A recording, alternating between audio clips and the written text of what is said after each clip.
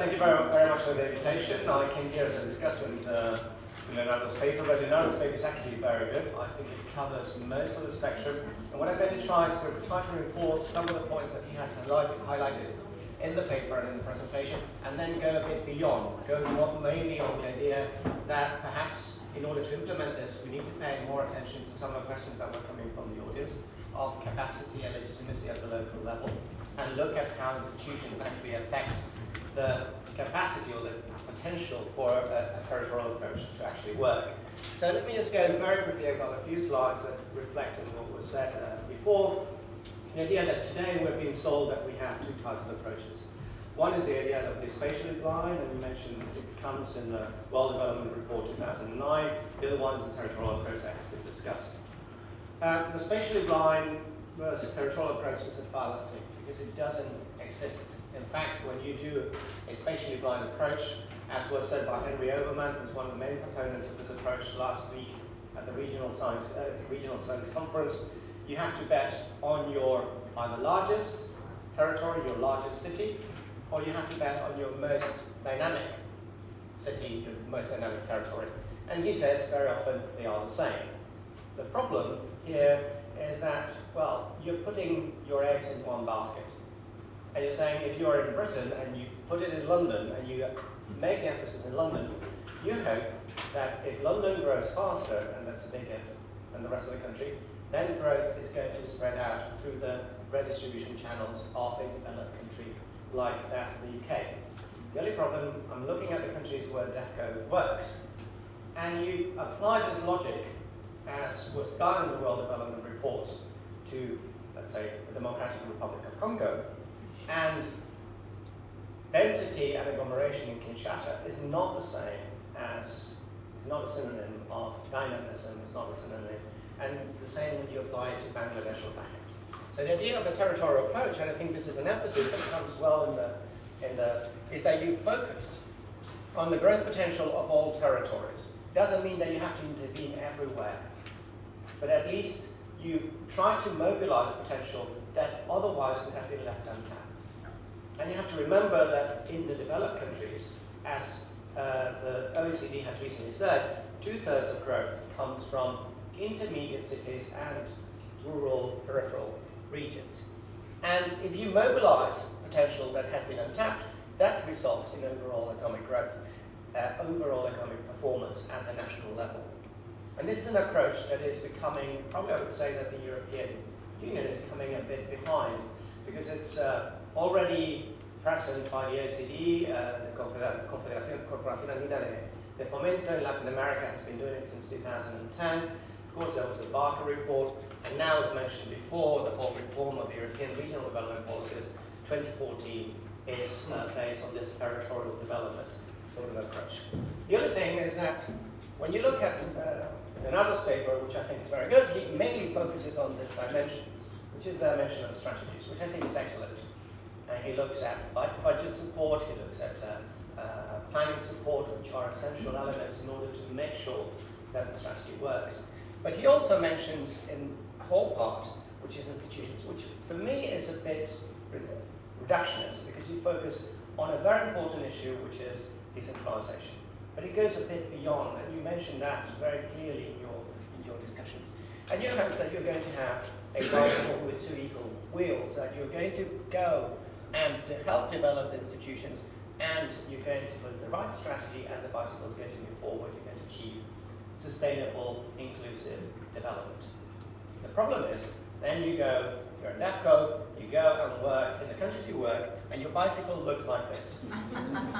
It doesn't look like a real bicycle, it looks in most cases like this one, in which you come with the idea of that we've got a very good strategy and the strategy is going to work, you have the tools, but really what you have to also work is on your smaller wheel, which is an institution's wheel. Making sure that you build the capacity in order to make sure that whatever strategy you help build there is not derailed by weak institutions. Sometimes you have square wheel situation, inadequate institutions, inadequate strategy. In other cases you have absolutely nothing. And that's where you have to build from scratch, which is difficult, but is where the challenge lies.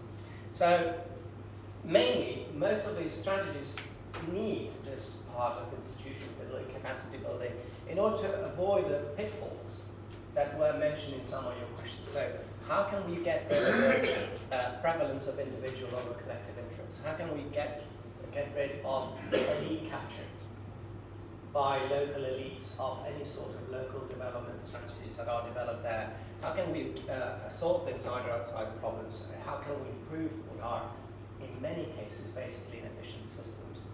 And it is to try to do it in a way that is completely integrated. You need to have the two wheels at the same time. You have to have, on the one hand, capacity building, but your strategy has to be an integrated strategy. I want you to look at this as a table, where you look from the top, in which your idea is to actually embed economic activity, to root economic activity in a particular territory. And what you do, well, you go and you build on this idea that it has to be owned locally. You have to build institutional capacity, but on top of that, you have to have a strategy that is realistic. We have relied for too long in terms of development on quick fixes. We have relied for too long on writing our letter to Santa Claus. The problem is that 60 years after we started, we are more or less at the starting point. So what we need is to have realistic strategies that are based on a series of axes, so in which any sort of inward investment that you bring in, you match it to the local economic fabric, or you match it to the local level of skills, you match it to infrastructure, in order to make your table grow, the legs of your table grow at the same time, so you have a robust table that stays, that doesn't fall. Otherwise, the problem is that you go for the quick fixes, and you say, let's build infrastructure, knee-jerk reaction. In the medium term, your economy is more or less wiped out. You need to build that in a sustainable way, in an inclusive way, and for that you need a realistic strategy, an integrated strategy, and you need also good institutions, and those are the two dimensions that come out. This approach has significant advantages. Some social advantages that were all mentioned by not only the paper and most of the presentation. The idea that local economic development, territorial strategies actually empower local societies. They have to be owned locally, otherwise it's just another idea of national government or international organizations or international consultants parachuting and just giving this is the solution and disappearing. It leads to more transparent and accountable. Once you give ownership, you see the reaction very often. They want to control, they want to make sure that what is being done by local governments, but also local private sector decision makers is actually done in the right way, in their interest. Economic advantages, it might not lead to short-term bursts of growth, but it does lead to more sustainable, more inclusive economic growth, and in the long term it also leads to higher quality of jobs. But bear in mind that this is no panacea. There are a lot of difficulties and the problems are plentiful in the whole process. You have the private interest, and I'm not talking about the private sector. It's each individual stakeholder might have their own private interest. And the problem here, an institutional problem, is how you combine the interests of individual stakeholders with the whole interests of the community. How you make individual interests a collective interest. You also, one of the things is how do you prevent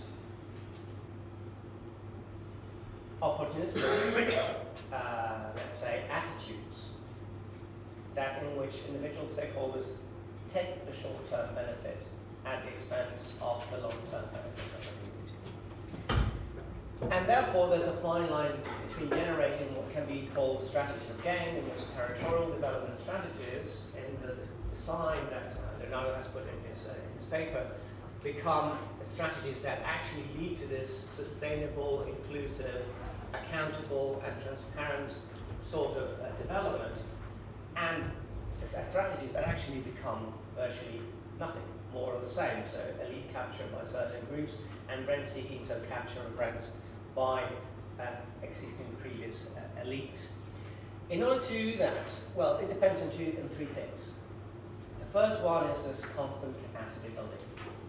The idea of having checks and balances, not just locally, but also globally, to make sure that the capacity, but also the legitimacy of those in charge of the development process is constantly checked and also constantly enhanced. The second is the whole idea that you need to build the capacity in terms of allowing them and giving them help, especially in certain parts of the world, to develop the right strategy. It's not just ownership, but also making sure that the strategy adapts to the specific local conditions of the territory, that you build on whatever you have, but also you try to build something new based on where you start from. And the third one is also that they have the adequate access to resources, which very often comes with the whole idea of decentralization and greater capacity to either raise resources locally or to get transfers that are not conditional, that allow them to build things that are different from the just national top-down strategy. But the risk of relying on just one simple policy instrument, let's say we just build a thing that decentralization is going to be the panacea, sometimes it's not going to work. As is just a capacity building, you have to do all things at the same time, and timing is absolutely crucial. You do one thing far too early, and then the whole system collapses like a deck of cards. But the aim is very much to go back to the map that I put before, well, the bicycles that I put before, to change from what you're going to find on the field, which is situations that are much closer to this idea that if you work together with a territorial approach in which you improve the quality of your local institutions, you also develop strategies that are embedded in the territory. Any sort of economic development is also going to be social development, and social and political development are in turn going to generate, as was said by Donado, greater economic development. Thank you very much. Thank you a lot, Andrés. Please stay a moment because again, questions for clarification. Because it's very interesting that you added the economic dimension to the rural territorial approach to local development. Questions or clarifications or other? Yes, please. Are you aware? Yeah, I would have just one question, one comment. The comment is maybe a driver on a bicycle could be useful as well. No? You have the strategy of the institution, maybe the driver. Who's the driver? Yeah. Well, the drivers are the local people. Yes, but there you don't have the wheels. Well, I could put the drivers everywhere, but it's actually better. It has to be locally owned. Okay. And, the question is, what is territorial in your understanding? My understanding of what you have presented is this could be applied at country level as well. No? What would be the difference between what you have explained in your approach and the concept of the territory? I mean, all what has been said, in my view, this could be applied at country level, at regional level, at local level, and even perhaps at international level. So maybe what are the specificities for local development? Okay, maybe other questions? We take one or two. Other questions at the stage, go ahead. all right, so in terms of what is actually territorial, I think there's a different approach depending on scales. If you were to apply it at supranational level, or you were to apply it at national level in large countries, then unless you assume that the whole country is homogeneous and the potential of every part, every region, every locality of the country is exactly the same, you could apply a territorial approach for the whole of the country. And this could be for many countries. Territorial approaches to a country like Singapore, which has 6 million people, territorial approaches to a country like Panama, 2 million people, are perfectly feasible and might be encouraged at the national level. The problem goes when you have huge diversity within countries. And that's what you're going to have. So the challenges that you face if you go, let's say, to a country like Colombia, in Bogota, are very different from those faced in Medellin and in Cali, and those in Medellin and Cali from Barranquilla, and those in turn from the zones, let's say, on the border with Venezuela, the Alto, or so in that respect, what you can put at a national level or at a European level, for example, is you can create the framework, like Leonardo has been doing, to try to create the guidelines on how to apply a territorial approach. The actual development strategies, you have to define what is your locality.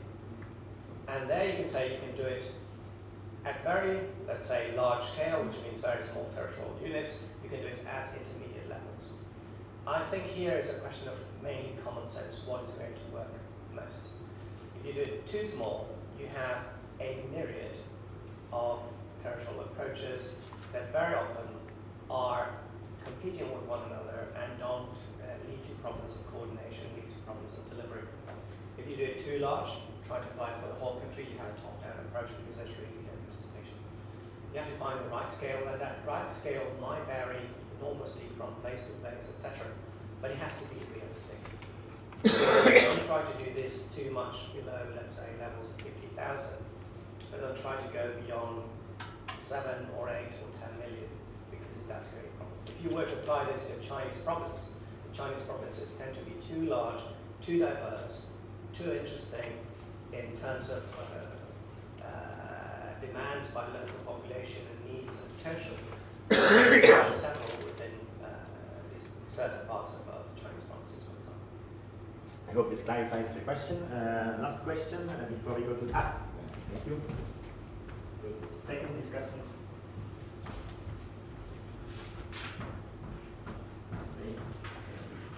Yes, I'm wondering, my question would be, could we have a good strategy, the big one, without institution? I don't say strategy. We have strategy without institution. The problem is, what is the head and the chicken?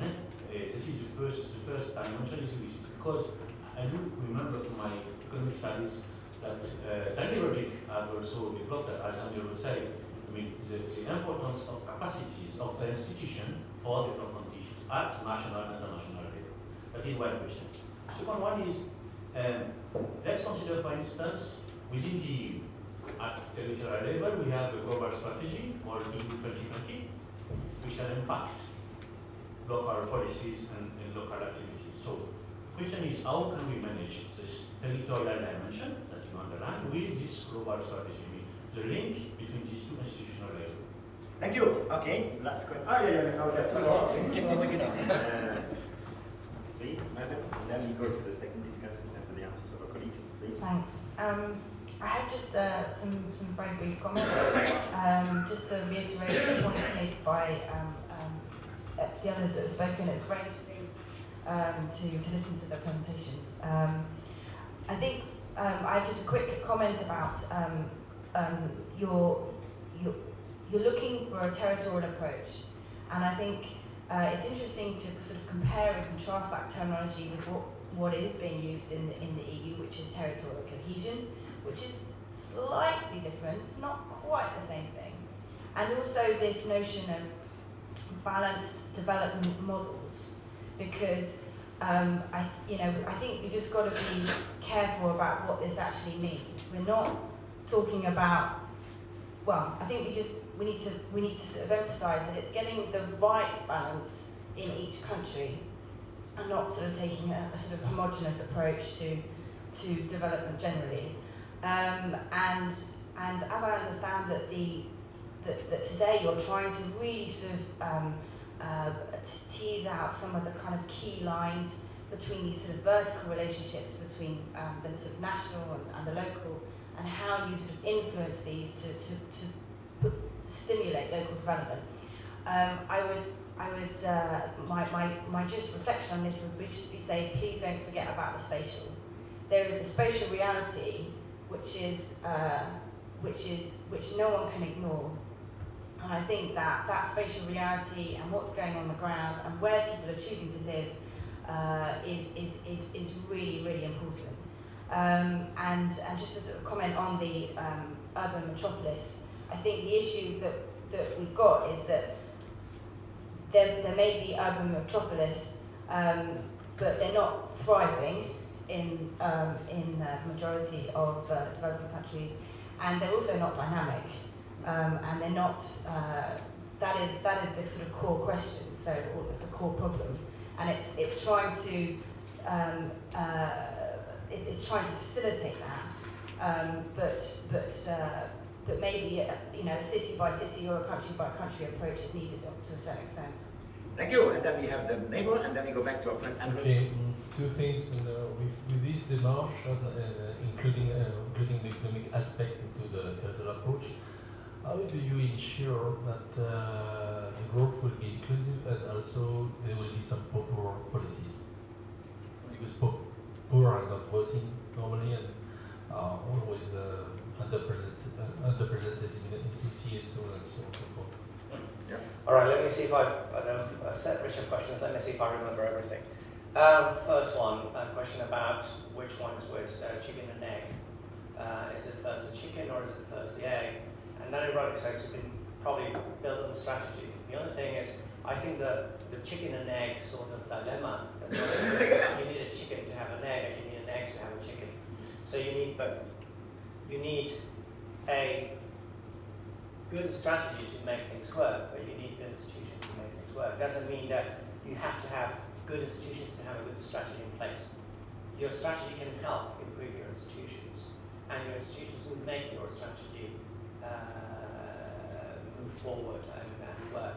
So you need to make sure that your strategy actually includes a capacity building dimension. Second question, going back to how do you reconcile this local agenda with a global agenda? There's no local agenda and global agenda, it's all a global agenda. How do I go to that? When I go here, this is not something to make territories self-sufficient. This is something to make territories competitive, to allow them to sell, not to be dependent, because if you go into autarky, that's a recipe for disaster. The idea is how can you make building on your starting points, not on fantasies. High-tech fantasy, saying we are here, we are, let's say, Katanga, and then we are going to become the Silicon Valley. No, we are Katanga, we have some potential, we have also a lot of problems. How can we build, starting on our potential, and then from that derive, in order to make our region capable of selling anything to anyone, whether they're local or in the rest of the Republic of Congo, the rest of Africa, or the rest of the world. So it's actually the same. It's about making things competitive. And going back to your question, here, I've always fought, been advising the European Commission for a long time on regional policies. And this idea of cohesion for me was a nonsense. Because you can get cohesion by making the rich regions grow slower. What you want here is to dynamize the potential that you have anywhere. Building on something that is perhaps more sustainable. Why is it more sustainable? I said there's no guarantee that this is going to work. But if you have local participation, you have stakeholders being involved, they take care, they want something that is going to deliver jobs for today but jobs for tomorrow.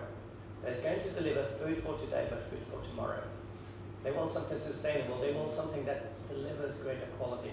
And because they own that, what you have is this whole idea that there's going to be probably a much greater interest than, let's say, us coming from outside, national governments or international consultants, on getting short-term results so we can go back to our donors, or we can go and say, yeah, there was a short spurt of growth. It doesn't matter that it created pollution or it involved a lot of child labor, etc. It's their future, so they make whatever is their risk. Brilliant. Thank you very much. Maybe, yes? Sorry, just for my understanding, I'm not sure I've understood. When you spoke about the size, so at one point you spoke about 15,000, when compared with megalopole of millions. Is that what you said, that 15,000 is something on which we can work on for territorial development, or in terms of size, what does that mean? Well, as I said, in terms of size, it has to be cohesive. When I said 50,000, more than 15,000. But if you have a big city, you have 50. But if you have a big city like Sao Paulo, which is 25 million, then you can probably apply the sort of approach for Sao Paulo. But in general, when you have, let's say, regions and sparsely populated regions, going to regions that are very diverse, with very different preferences, with very different areas and very different potential, is going to generate. If you go to Sichuan in China, for example, and you focus on Chengdu, the problems and the potential of Chengdu is radically different from, let's say, western Sichuan, which is mainly rural, mountainous, and very remote. So you need to apply different policies. Otherwise, you are reproducing the top-down, let's base our development on the development of Paris or Brussels at a local level.